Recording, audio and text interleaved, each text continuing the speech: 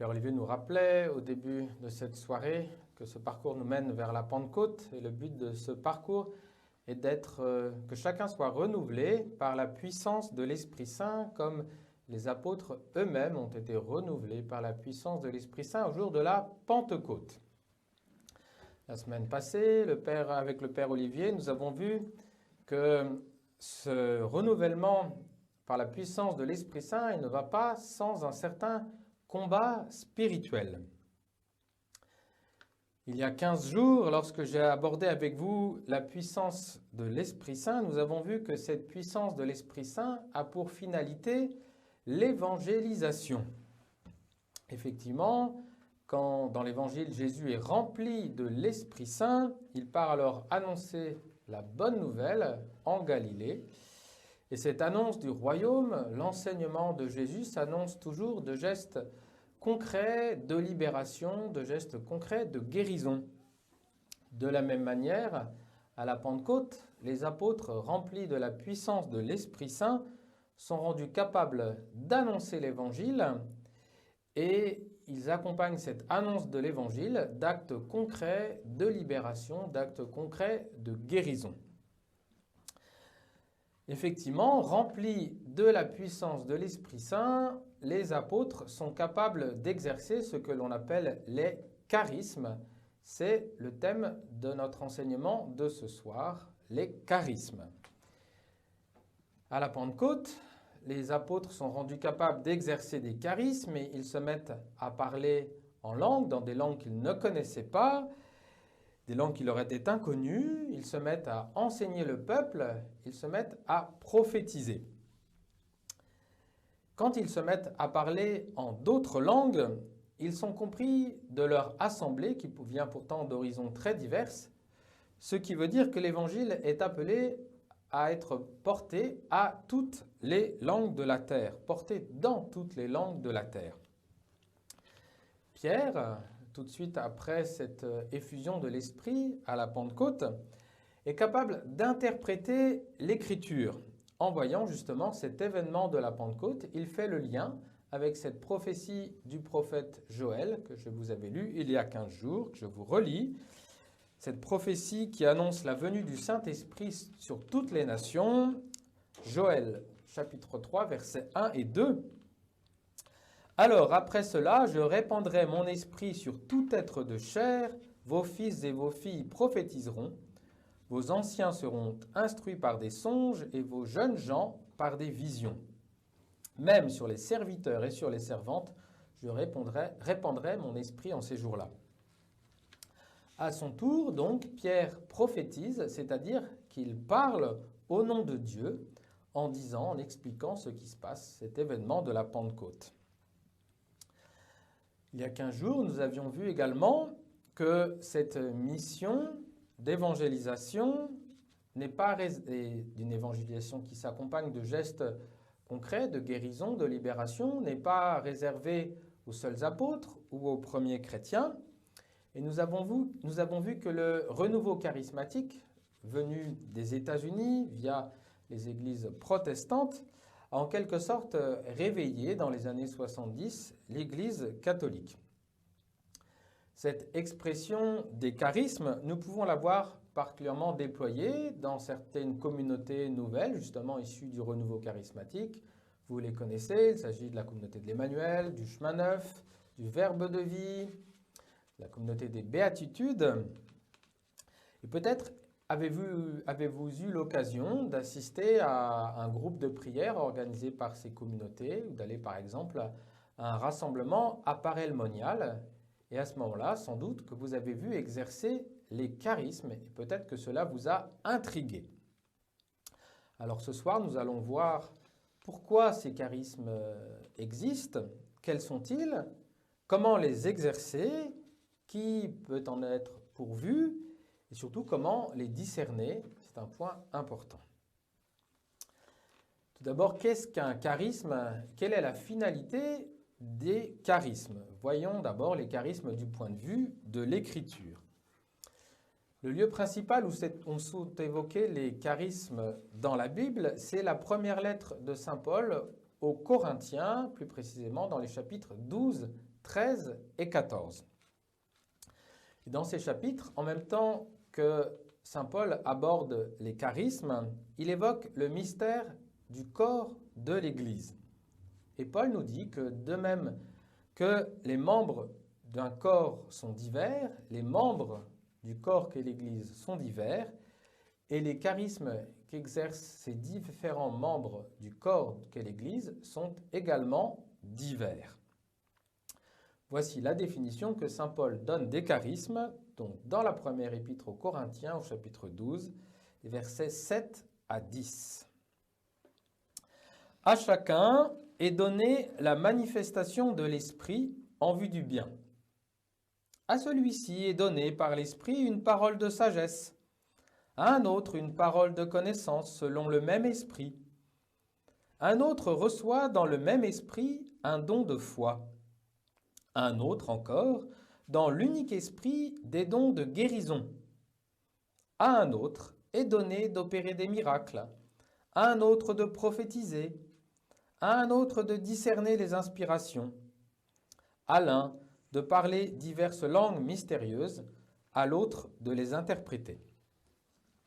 En reprenant cette définition des charismes, nous voyons donc qu'un charisme, c'est d'abord une manifestation de l'esprit, c'est un don gratuit et surtout le charisme est exercé en vue du bien commun. Et quand il parle des charismes, Paul souligne tout d'abord leur diversité, ensuite leur origine divine et le fait que ces charismes sont destinés à construire le corps qu'est l'Église. Voyons maintenant les charismes du point de vue du magistère de l'Église. Et voyons plus particulièrement la définition qu'en donne le catéchisme de l'Église catholique au paragraphe 799. Extraordinaires ou simples et humbles, les charismes sont des grâces de l'Esprit Saint qui ont directement ou indirectement une utilité ecclésiale, ordonnés qu'ils sont à l'édification de l'Église, au bien des hommes et aux besoins du monde. Cette définition nous montre donc que le charisme est bien de l'ordre du don, c'est une grâce, et il est donné en vue de l'édification de l'Église. Donc tout va bien, la définition de la Bible et celle du magistère vont bien dans le même sens. Il y a 15 jours, je vous disais que depuis plus de 50 ans, l'Église fait retentir l'appel à la nouvelle évangélisation. Cela a commencé par le Concile de Vatican II qui a cherché à renouveler l'Église pour qu'elle puisse mieux annoncer l'Évangile aujourd'hui. Et le Concile Vatican II a remis à l'honneur notamment les charismes dans le cadre de la Constitution Lumen Gentium au chapitre 12. Je vous en lis un extrait. Mais le même Esprit Saint ne se borne pas à sanctifier le peuple de Dieu par les sacrements et les ministères, à le conduire et à lui donner l'ornement des vertus. Il distribue aussi parmi les fidèles de tous ordres, répartissant ses dons à son gré en chacun, les grâces spéciales qui rendent aptes et disponibles pour assumer les diverses charges et offices utiles au renouvellement et au développement de l'Église, suivant ce qu'il est dit. C'est toujours pour le bien commun que le don de l'Esprit se manifeste dans un homme. Ces grâces, des plus éclatantes aux plus simples et aux plus largement diffusées, doivent être reçues avec action de grâce et apporter consolation, étant avant tout ajustées aux nécessités de l'Église et destinées à y répondre. Mais les dons extraordinaires ne doivent pas être témérairement recherchés. Ce n'est pas de ce côté qu'il faut espérer présomptueusement le fruit des œuvres apostoliques. C'est à ceux qui ont la charge de l'Église de porter un jugement sur l'authenticité de ces dons et sur leur usage bien ordonné. C'est à eux qu'il convient spécialement non pas d'éteindre l'esprit, mais de tout éprouver pour retenir ce qui est bon. Nous pouvons retenir de ce passage 2 points. Tout d'abord, les charismes sont toujours à accueillir avec joie, puisqu'il s'agit d'une grâce. Et deuxième point, l'autorité ecclésiastique doit toujours discerner ces charismes, les discerner, mais sans pour autant éteindre l'esprit. En d'autres termes, l'Église, elle doit toujours encourager l'exercice des charismes, mais elle doit veiller à ce que cet exercice des charismes s'effectue de manière juste et non pas de manière désordonnée. Et le saint pape Jean-Paul II rappelle d'ailleurs dans sa lettre apostolique Christi Fideles Laici au chapitre 21, le Concile Vatican II présente les ministères et les charismes comme des dons de l'Esprit Saint pour l'édification du corps du Christ et pour la mission en vue du salut du monde. L'Église, en effet, est dirigée et guidée par l'Esprit Saint qui distribue des dons variés, hiérarchiques et charismatiques à tous les baptisés, en les appelant à être, chacun à sa façon, actifs et co-responsables. L'Église a donc besoin des charismes pour remplir la mission d'évangélisation qui lui a été confiée par le Christ Jésus. Et équipés de ces charismes divers, les différents membres du corps du Christ, que sont tous les baptisés, peuvent effectivement exercer, accomplir leur mission d'évangélisation. Et nous pouvons retenir d'ailleurs que contrairement aux 7 dons de l'Esprit Saint, les charismes, lorsqu'ils sont donnés aux personnes, ce n'est pas pour leur sanctification personnelle, donc contrairement à un don de l'Esprit Saint, mais ils sont donnés pour le bien commun de l'Église, pour le bien de la mission, pour la sanctification de l'Église. Voyons maintenant quels sont les différents charismes. En regardant les charismes, nous pouvons voir qu'il existe des charismes en quelque sorte extraordinaires et des charismes beaucoup plus ordinaires.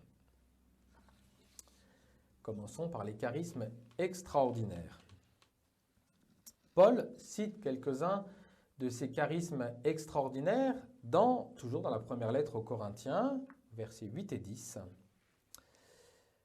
À celui-ci est donné par l'Esprit une parole de sagesse, à un autre une parole de connaissance, selon le même Esprit, à un autre reçoit dans le même Esprit un don de foi, à un autre encore dans l'unique Esprit des dons de guérison, à un autre est donné d'opérer des miracles, à un autre de prophétiser, à un autre de discerner les inspirations, à l'un de parler diverses langues mystérieuses, à l'autre de les interpréter. Concrètement, ces charismes que j'appelle des charismes extraordinaires s'exercent toujours dans le cadre d'une prière communautaire ou alors dans le cadre d'une évangélisation et plus rarement dans le cadre de la vie paroissiale entre guillemets ordinaire. Premier de ces dons extraordinaires, je le cite en premier, pourtant saint Paul dit que c'est le plus petit des charismes, c'est ce qu'on appelle le parler en langue ou chant en langue ou même glossolalie. Cette glossolalie, Paul l'invoque au chapitre 14, au verset 2, en disant « En effet, celui qui parle en langue ne parle pas pour les hommes, mais pour Dieu. Personne ne comprend, car sous l'effet de l'inspiration, il dit des choses mystérieuses. » Et il ajoute 4 versets plus loin, « Celui qui parle en langue ne construit que lui-même. » Alors, de quoi s'agit-il? Qu'est-ce que c'est que ce chant en langue, cette glossolalie?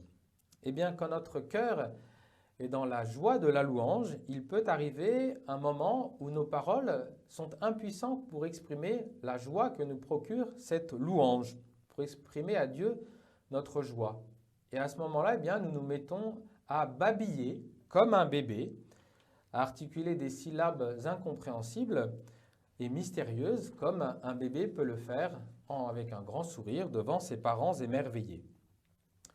Et dans une assemblée de prière, le chant en langue peut monter vers Dieu de manière très étonnante et aussi souvent de manière assez harmonieuse. Il existe ensuite le charisme de parole que l'on peut décliner de 3 manières différentes, la prophétie, l'image et le texte. Ce charisme de parole, il s'exprime dans un groupe de prière quand une personne se sent poussée par l'Esprit Saint à dire une parole, soit pour quelqu'un en particulier dans l'assemblée, soit de manière indéterminée dans toute l'assemblée. Le premier de ces charismes de parole, c'est la prophétie. Prophétiser, évidemment, c'est parler au nom de Dieu. Ce peut être une parole comme ne crains pas, je suis avec toi, je ferai pour toi de grandes choses. Ces paroles de prophétie, ce charisme se reconnaît dans la mesure où il a toujours pour effet une certaine consolation, donner envie de suivre davantage le Seigneur. Le charisme de l'image consiste à exprimer une image, toujours au sein d'un groupe de prière, en disant par exemple « j'ai l'image d'une source vive, d'une source qui coule d'un rocher » par exemple.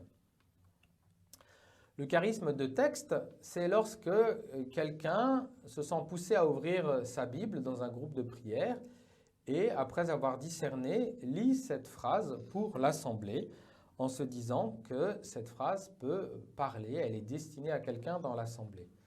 Lorsque quelqu'un exprime ce charisme de texte, eh bien, il se contente de dire cette phrase, surtout il ne la commente pas, il s'efface derrière cette parole de Dieu.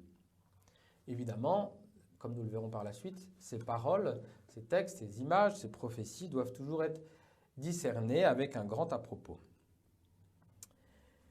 Et puis, dernier charisme de parole, ce que l'on appelle l'exhortation. Certaines personnes reçoivent un charisme d'exhortation lorsque, lors d'une prière en groupe, elles se sentent appelées à exhorter l'assemblée avec une phrase du type « Il y a dans l'assemblée une femme dont le mari n'est pas croyant, cette femme ne doit pas se décourager, le Seigneur va bientôt donner la foi à son mari, etc. etc. » Après ces différents charismes de parole, voyons maintenant le charisme de guérison. Ce charisme de guérison, il renvoie au ministère même de Jésus dans l'Évangile. Ce ministère, Jésus qui accompagnait toujours son enseignement de paroles, de gestes concrets, de guérison, de libération.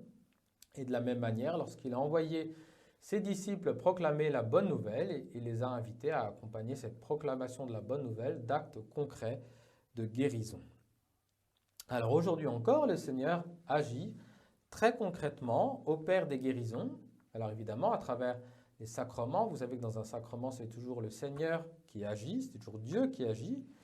Mais cette guérison, elle peut aussi s'exercer à travers le charisme de guérison que certaines personnes peuvent recevoir. Vous savez que, par exemple, le père Alain-Marie Ratti, à Melun, organise des soirées de guérison. Et donc, il dit qu'il semble avoir un charisme de guérison qui touche de manière concrète les personnes. Ce charisme de guérison, il peut concerner une guérison physique, mais aussi une guérison spirituelle. Par exemple, ça peut être quelqu'un qui va dire lors d'un groupe de prière, il y a ce soir quelqu'un dans l'assemblée qui a beaucoup de mal à pardonner à sa mère, et cette personne ce soir recevra une grâce de guérison, une grâce de pardon pour sa maman. Elle sera rendue capable de pardonner. Après tous ces charismes extraordinaires, nous avons également des charismes beaucoup plus ordinaires. C'est Saint Jean-Paul II qui aimait justement rappeler qu'il existait aussi des charismes moins extraordinaires en apparence, mais tout aussi importants, et il les a notamment évoqués en 1982 face aux évêques de Belgique qui étaient en visite ad limina à Rome. Je vous en lis un extrait. Dans toute communauté, il existe des dons extrêmement nombreux et divers.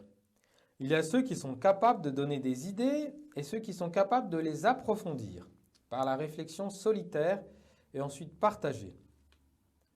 Il y a ceux qui sont des organisateurs nés et ceux qui sont de précieux et parfaits exécutants.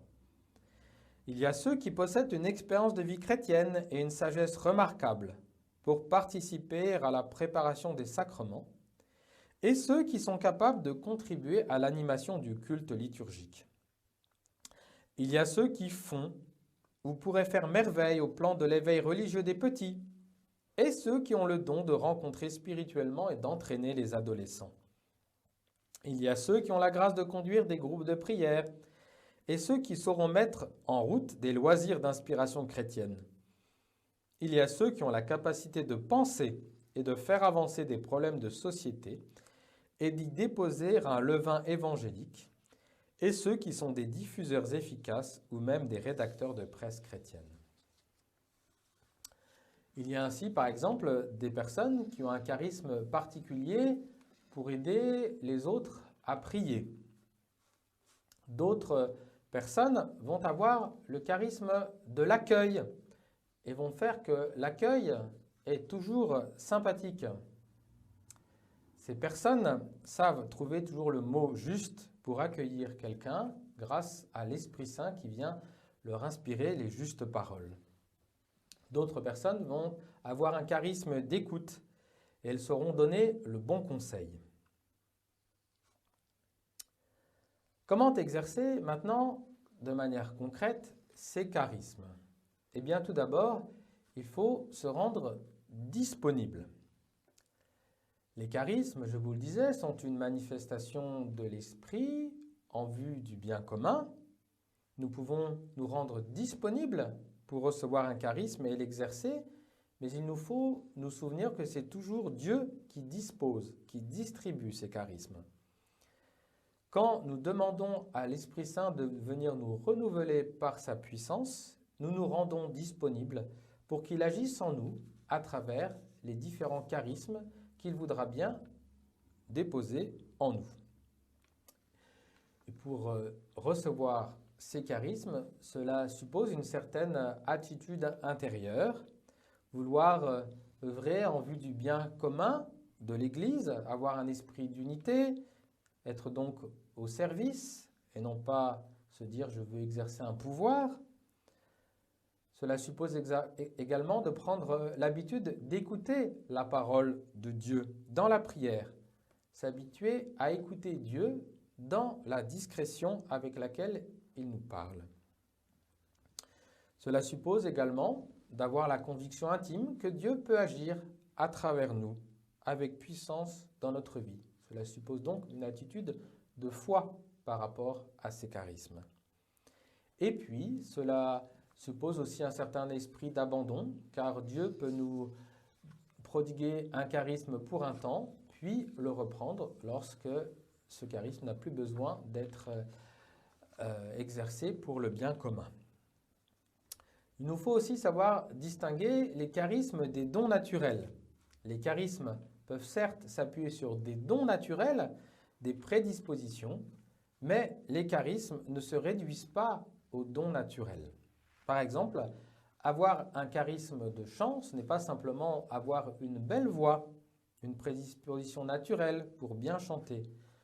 Le charisme de chant aide à développer cette prédisposition, cette belle voix, la met au service de la prière et fait en sorte que cette personne aide vraiment les autres à prier par son chant.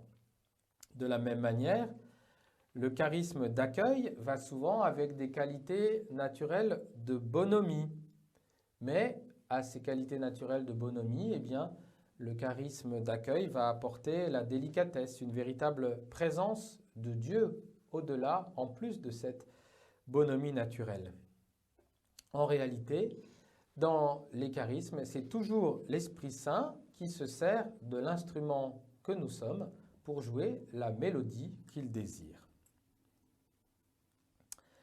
Pour exercer un charisme, il faut également oser. Dans chaque exercice de charisme, l'Esprit Saint ne peut pas agir sans nous, sans notre volonté. Par exemple, pour le chant en langue, je ne pourrais jamais chanter en langue si dans un groupe de prière, au moment de prendre un chant à l'Esprit Saint, si je reste les dents serrées et la bouche fermée. Pour exercer concrètement les charismes, eh bien, lorsqu'il nous semble que l'Esprit Saint nous a dotés de tel ou tel charisme, nous pouvons, dans un premier temps, demander confirmation dans la prière. Demander au Seigneur, est-ce que vraiment, Seigneur, tu me dotes de ce charisme? Ensuite, nous pouvons également demander la confirmation auprès des personnes qui sont responsables dans l'Église, les responsables d'un groupe de prière ou les prêtres, pour vérifier que il s'agit bien d'un charisme. Si des personnes reçoivent un bénéfice d'un charisme exercé par notre intermédiaire, alors nous aurons également une belle confirmation de ce charisme. On juge toujours un arbre à ses fruits. Pour exercer ces charismes, il faut toujours se rappeler avec humilité qu'on est au service, mais il faut également faire preuve de compassion. Dans l'Évangile, lorsque Jésus libère des personnes, lorsque Jésus opère des guérisons, c'est toujours parce qu'il s'est laissé toucher. On voit souvent ce terme, Jésus est ému aux entrailles. C'est parce que Jésus est ému aux entrailles, c'est parce qu'il est saisi par la compassion qu'il peut opérer des guérisons. De la même manière, nous ne pourrons exercer des charismes que si nous nous laissons toucher par la compassion. Le Seigneur pourra alors agir à travers nous. Et puis, il faut faire preuve d'audace, ne pas hésiter à se lancer.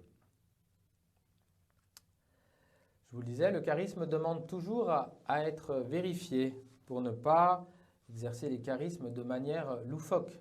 Par exemple, au sein d'un groupe de prière, quelqu'un qui dirait « J'ai l'image d'un éléphant rose avec des pois jaunes », ce ne serait pas très crédible. Je ne suis pas sûr que l'Esprit Saint serait à l'origine de cette image et que ça pourrait toucher quelqu'un dans l'assemblée.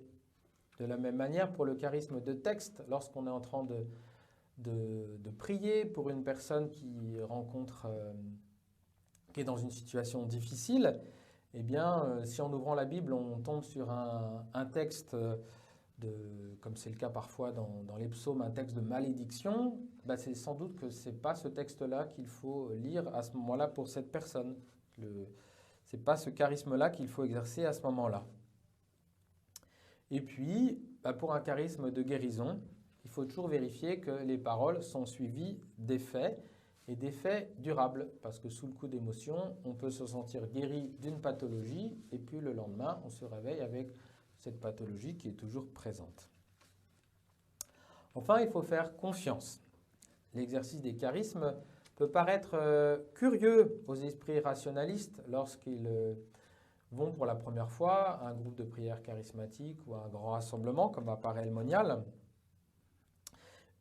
Mais pourtant, en assistant à ces groupes de prière, eh bien, il n'est pas rare d'avoir la preuve que telle ou telle parole qui a été donnée, grâce à un charisme, eh bien, porte des fruits, a touché quelqu'un dans l'assemblée.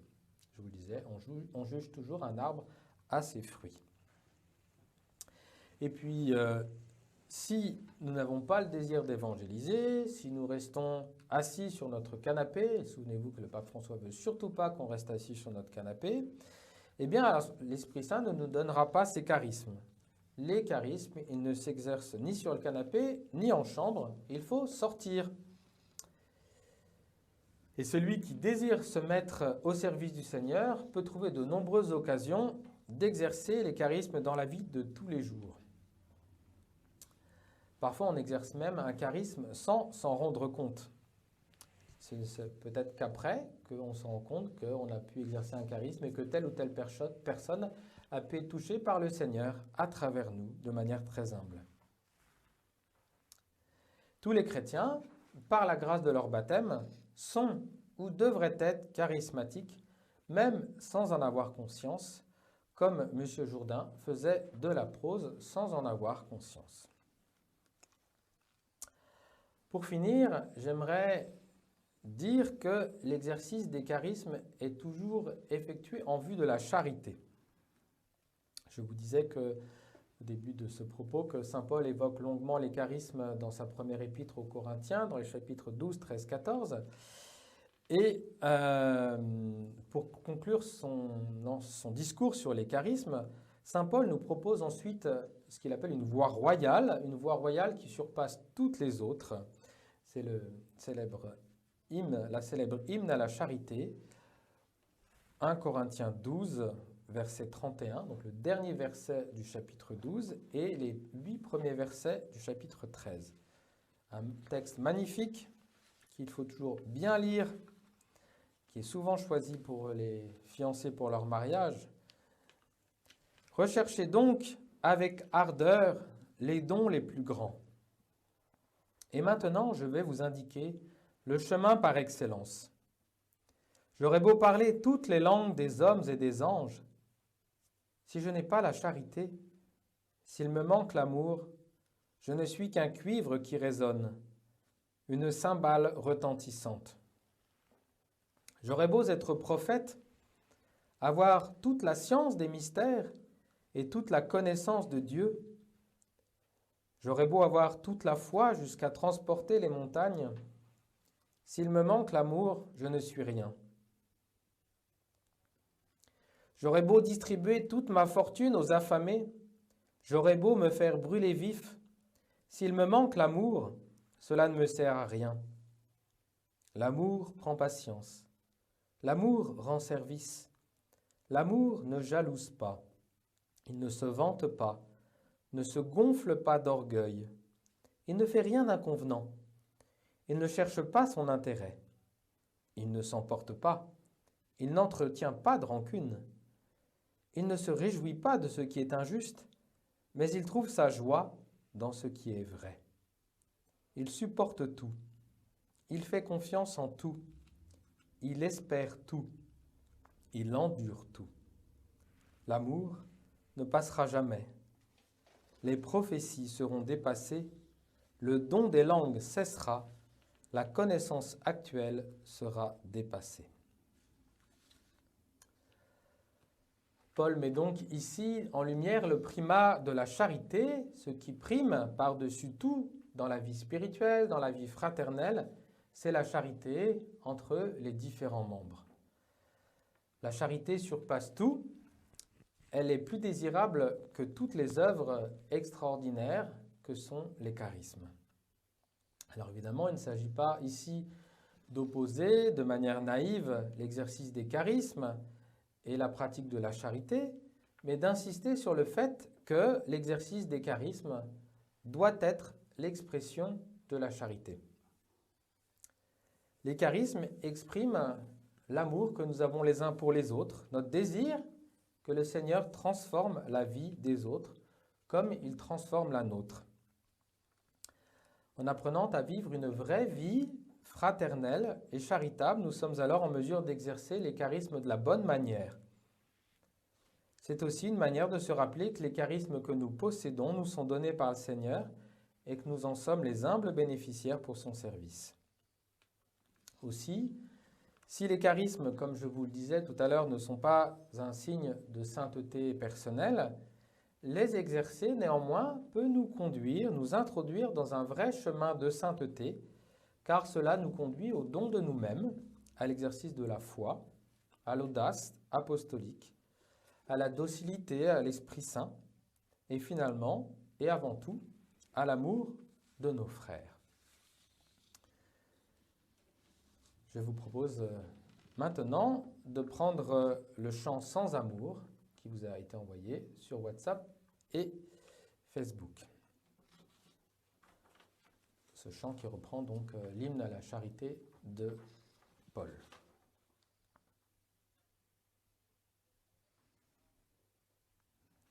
Sans amour, je ne suis qu'une cymbale, un tambour qui éclate et puis se tait. Sans amour,